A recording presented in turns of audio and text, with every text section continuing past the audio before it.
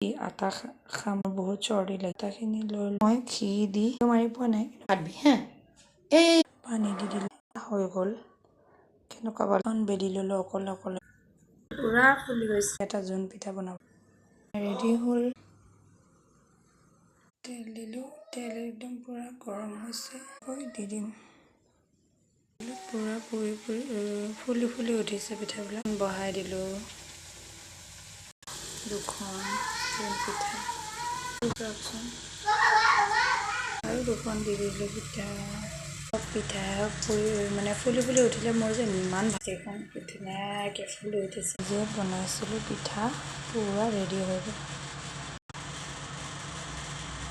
অকণমান আটা আছিলে এইখিনিতে এনেকৈ বনাই দিলোঁ মাৰা নাছিলোঁ আটা আজি ফাৰ্ষ্ট মাৰি চাইছোঁ খাবহে লাগে আৰু